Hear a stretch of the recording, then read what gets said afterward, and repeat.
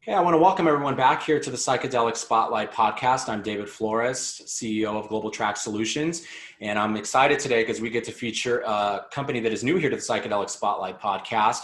The company is Mind Cure Health. You can find them on the Canadian Securities Exchange under the ticker symbol MCUR. And today I have the very distinct pleasure of being joined by the company's president and CEO, Kelsey Ramsden. Kelsey, thank you so much for joining me. Oh, fab. Thanks for having me, David. It's great. Yeah, we're very excited to have you on here. So I guess just to open things up, I'll open the platform here to you, give you an opportunity to share a little bit about the company, what's currently going on, any news and anything that maybe you want to share to people who are coming across the company here for the very first time, and help us sort of get an understanding of what specifically Mind Cure Health is involved in here in the emerging sector of medicinal psychedelics. Great. So MindCure, we really look at ourselves as a life science company with a focus on novel molecules and digital therapeutics. So what that means, depending on who's listening, for some folks that makes a lot of sense already. For other folks, they're like, what does that mean? It means that our focus is on research. So what is it that we're building in a way where we can advance the medicines and create some IP around those novel molecules? The second piece of that around digital therapeutics is this idea of the traditional research model or clinical research model. Like, so let's say you had a 90-day research plan on a molecule, let's say psilocybin, and out of that, you may have the patient in for say nine sessions, where predominantly you're capturing unstructured data. So you and me chatting. Yeah. What we're looking at is how can we give deeper and richer insights? So how can we actually capture all 90 days of data biometrically, also taking this unstructured data, making it structured? And additionally, through some partnerships that we're developing, how can we cross-platform access, so get data from other sources in a way that we can take David and optimize David's mental health. So David v. David, not David v. everybody else in the universe. What is it about David that can make your integration post-medicine be the most impactful? And additionally, this idea of, in part the same way that you're doing this, you guys are on the open markets as well, but the rising tide floats all boats notion of how can we take that data field and advance all of the work being done. And so we're pretty excited about those things. And yeah, and so that's what MindCure is all about, is really about research and data. Very cool, and it seems like it's a very personalized approach, which is very fascinating, and I think very, very different from anything else, that I've heard that's out there. So I think that's fantastic. I want to talk a little bit about your own experience. I know you've got a reputation of being a disruptor and very successful entrepreneur. Talk to me a little bit about your own professional experience and maybe personal experience as well, and how everything that you bring here to Mind Cure Health is helping sort of shape the path ahead here for the company. Yeah, great. So, caveat, I am not a scientist. So lots of folks who are running companies like this are medical doctors, and I am not. My first companies were civil construction and land development companies. So I'm also not an engineer. But what I've always done well is see opportunity, build strong teams, and scale real quick. And so in my past life, I built roads, bridges, dams, and airports around the world, throughout the Caribbean, large infrastructure projects. And so I kind of retired out of that last December, about a year ago, because it was great, but my heart wasn't really in it anymore in the same way it needs to be to pull like 14-hour days, as we're all doing in this space again. And I myself had been a patient of psychedelic assisted therapy for about 3 years, coming up into that point. And it was part of that work that allowed me to organize some things around my ego and attachment to my career and my, all these things, so that I could retire. And then it turns out I'm terrible at being retired. It's like not for me. And so looking at this space and looking at some of the things that were coming together, and a lot of relationships I had developed in the psychedelic therapy world. And I thought, okay, well, if I'm going to be of highest best service, and I have all these accolades, and the Google likes me, and access to people and all this kind of thing, perhaps it's best served if I get involved and create something of real value, both for the work and for the market, to understand what lots of us have known for some time. to try and garner this kind of understanding. And so when I was coming into it, lots of folks were like, okay, so you're going to openly say you're a 44-year-old mother of 3 children who does psychedelics. I was like, yes, okay, but yes, and I don't do psychedelics. I utilize them for their therapeutic benefit. It's very strategic and scientific, the way that they're applied. And I think part of our work is in not educating, because I don't want to wag a finger at anybody, but just informing people that it's not what we did in college. And there's a body of research and a history of this work that goes, thousands of years behind us. And so this kind of renaissance is really an opportunity for me as a leader and CEO of MindCure to bring in my personal experience and the transformative effect I know this can have. In addition to, building a team of people who, thankfully, despite virtue of my having relationships that were pre-existing, are choosing to work with us. So I feel both honored and, really excited about the mountain of work that we all have ahead of us to bring this to the masses. Right. No, most definitely. I mean, it's interesting because, as someone like myself, that's also, running a company that's in the psychedelic space, I get asked all the time, oh, you must be doing, mushrooms all the time and tripping. And it's like, no, it's not quite like that. Our focus really is on, the mental health aspect of this and bringing, these treatments to people out there in our society that absolutely can benefit from them the most. And so, I mean, with that, what about psychedelic healing and psychedelic assisted therapy, inspires you the most? I mean, especially here at a time, where society as a whole really is going through a very difficult time. You got a lot of people out there, suffering through this pandemic, and it's taking a toll on mental health. And so, I mean, but what really inspires you to want to be involved and run a company here in the psychedelic space? Yeah, I mean, I think in addition to the mental wellness piece, and there's lots of great folks out there, tremendous number of companies who are doing depression, anxiety, PTSD, of which, we'll be of service to as well.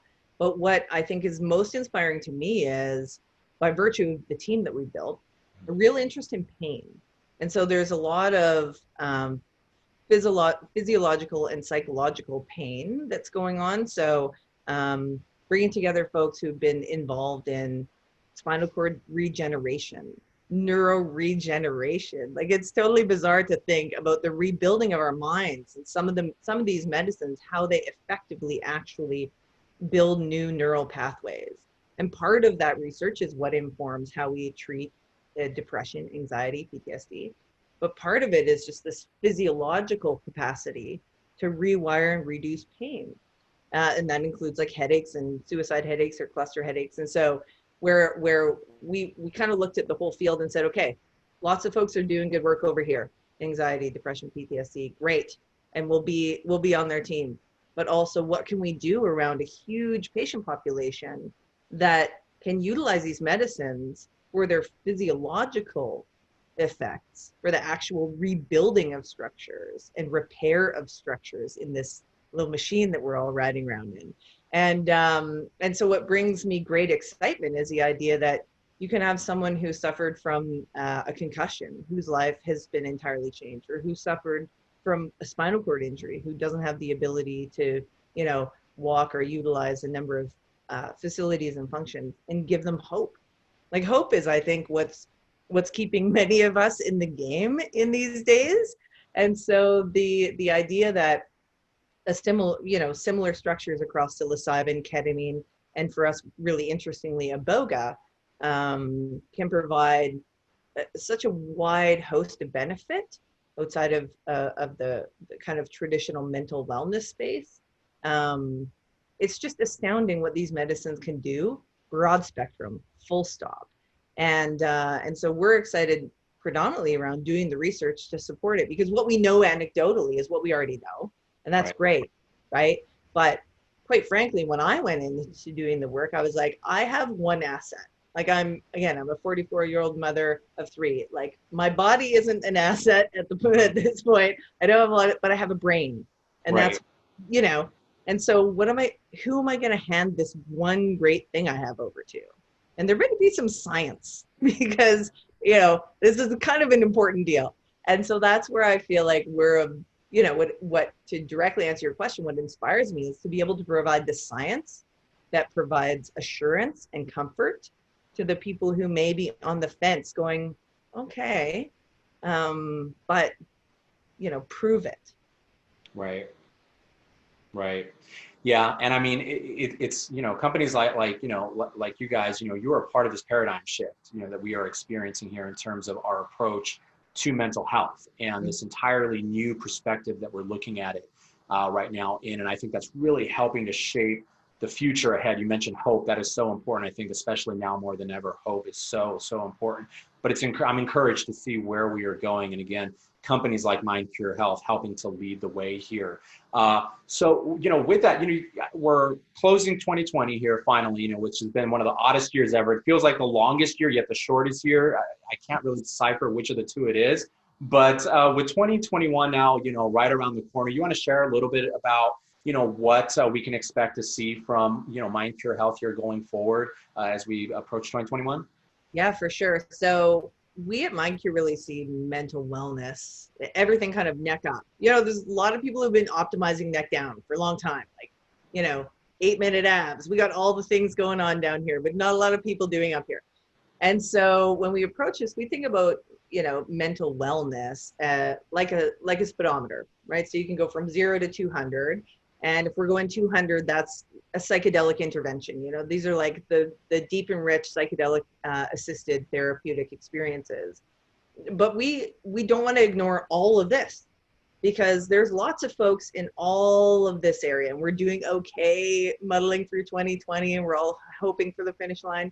And so one of the things that we've looked at with our nootropic lines is how can we advance what's being provided on a broader spectrum. So some interesting things that are coming, Mind Cure Teen, which is a stress reduction product for teens, which we just got the news that we got in the state of California. There is a Prop 65. So you have to have like reduction of all of these potential negative effects. And we just got cleared for Prop 65. So we're going to be coming out with a teen pill that helps them reduce their stress, because lots of folks are focused on all of us, but not a lot of people are looking at teens, and it's a materially underserviced market. And as a mom of a teen, I totally get it. And so we're really excited about that. We think it's transformative, this idea of mental hygiene. So what are you doing every day? It's the same way as you brush your teeth. So that's one of our things that's coming out. Another thing that's really exciting is some iboga research that we'll be doing based out of the States. And this idea that not a lot of people know a lot about ibogaine or iboga. And the iboga plant comes out of Africa, and it's near extinction, actually. It's like there's a problem going on. And so we're looking at synthesizing, and probably in Q2 we'll come out with some good news around our synthesis there. But what's also fascinating about iboga is that there's 4 compounds within iboga that are actually more psychoactive, more psychedelic than the ibogaine that is currently legal in Canada, of course, with prescription, illegal in the States. But advancing that research is really exciting to us because we're doing a lot of, good in different ways with it. That's super exciting. And the announcement of Dr. Dan Engel as our primary investigator, principal investigator on our psilocybin and ketamine workout in BC is really exciting. Dr. Engel is a phenomenal person. Like if you listen to Ferris and Joe Rogan, whatever, he was the first guy who was kind of out in the open and willing to say, hey, I'm a board registered psychiatrist and neurologist, and this medicine works. And so working with Dan, that's exciting. I mean, our digital therapeutics platform, that's exciting. What we looked at, and there's lots of us building out a digital therapeutics platform, and most companies are focused on deploying that internally in their own research, of which we will as well. But we kind of reimagined this idea around being global. So one of the guys on our team, Hamilton Morris, he's like, so he's like the Anthony Bourdain of psychedelics. Yeah. That's how I like to describe him. And for anybody who's like watching or listening who doesn't know Hamilton, he travels around the world, like drops into South Korea, and instead of getting a noodle bowl, he's like, show me to the local shaman. Tell me what medicine you've been working with. But the cool thing about Hamilton is he's an open skeptic. So he's a chemist. He's like, yeah, the noetic experience and touching God and whatever. Tell me how it works. Tell me why it works, and etc. And part of Hamilton's global perspective helped us look at, wait a minute, maybe we're just looking at all the stuff we North Americans are kind of familiar with. What about some novel molecules around the world? And what if we change the opportunity globally from a digital platform perspective and deploy this digital platform to everyone in a way that, you know, Jim in somewhere in South America and Bill over in Australia and everyone can advance this data set of mental wellness so we can optimize the daily for every single person. And so that's exciting. I mean, I feel like I'm just about all these things. I'm speaking even more quickly, but you know, I think everyone involved in this space is approaching it in a way where we understand the honor that it is to be afforded the opportunity through regulatory change. And I think most of us are doing it in earnest, level best efforts to amass the best teams, to focus on problems that really do have the opportunity to not only create a tremendous amount of financial value for us in the market, but a tremendous amount of value for humanity. And so, you know, at MindCure, that's my main focus, is ensuring that we're doing both. Because I love money. I'm a huge fan. I mean, you know, maybe that's not a popular thing to say in our space, but I think about it as freedom units. Like, what, with the most value I can create, how many great things can I bring to market that change humanity? That's the idea. Yeah. And so I think, you know, the pairing of these two systems is really exciting. Yeah, and I think that's what's so unique about this sector. You know, it's something that I talk about, you know, to a lot of people out there, is we have an opportunity to not only build a successful, profitable business, make money in the process, but also have a very positive impact on society, change people's lives, and in some cases, save people's lives. And I think, to me, I think it presents a once in a lifetime, you know, opportunity for us. And so being able to take it, run with it, make the most of it, it's what excites me. It's why I wake up every day, and I'm so thrilled to be a part of this industry and working in it and doing what we're doing. And it sounds like you share that same passion. Oh my gosh, it's business utopia. It's like this morning I'm making toast and my son was like, Mom, you're working all the time, but you look like you're having fun. And I actually, as I was making the toast, before I even said that, I was thinking, I feel like when I used to feel like in the old days where I was going to have a party that night and I was preparing this big, you know, exciting experience and everything, that's how I feel every day about this, is like the ability to prepare something that's meaningful and connected and community and transformative and legacy. And like, honestly, this is, I think in, you know, in our business lifetimes, this is a one of, it's a one of, and I'm just, you know, again, humbled, honored, excited, just lucky that I jumped a few hoops to get here, to be in the right place at the right time, you know, all of those things. Super fortunate. Yeah, I think I am as well. So before I let you go, I don't want to take up too much more of your time here. You know, it really seems like, you know, MindCure is really establishing a very solid foundation, you know, that I think it's going to be able to sustain it here for growth going forward. So very exciting. But, you know, as the psychedelic space and sector, especially on the public side of things, becomes far more crowded, you have more companies, you know, throwing their hat in the ring, going public, which is great. You know, it's certainly exciting, an exciting time. But it does create, you know, a challenge for companies that are in the public market space to connect with the investment community out there, get the message across. So for those of our viewers and listeners out there that are in the investor community, is there anything specific that you'd like to maybe share about what separates MindCure from other companies, and really what, you know, makes you guys someone that they should definitely take a very long, hard look at? Sure. I think for us, it's three things succinctly. One is our team. If you look at our team and you really dig deep and compare our team pound for pound with other folks, I think we always bet on the jockey, right? Everybody who's been an investor before has bet on the horse and wound up, you know, back at the stables going, darn it. So I think if you look at our team, we're just killing it. The second piece is around the molecules that we're investigating, and the way that we're focusing on things is, again, I think, quite unique. So we're looking at pain. Great. So I'll just start there. So we're looking at pain, and we're looking at molecules in a way that I think some other folks aren't, with that direct applicability. And then the third thing is, like, we have built what we believe is to be the most comprehensive data warehouse of published and unpublished psychedelic research. And so from that, we're able to data mine not only what's been done, identify correlations in the previous research, but also build a predictive model that helps us see where things need to be in the future and get ahead of market on development. So, you know, it's our team, it's our focus within the market and where we think there's a big IP field to be mined from. And it's how we can get ahead of the market with building on our tech that's truly unique and has the capacity to grow to a global scale very quickly.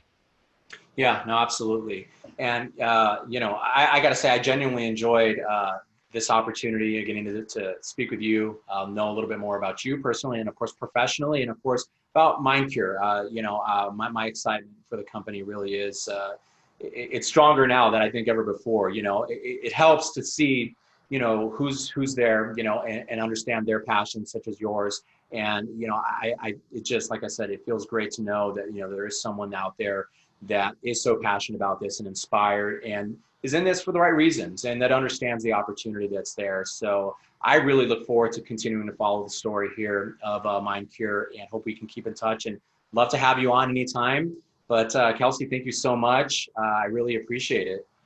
Thanks, David. It's been lots of fun. Thanks for listening. And let's all just continue to do the good work. You know, the rising tide floats all boats. And I think the more value we can create for the market, the more the market will hear, and the more open people will be to these medicines really transforming how we see our world and ourselves. Yeah, most definitely. What a great point. Again, Kelsey, thank you so much.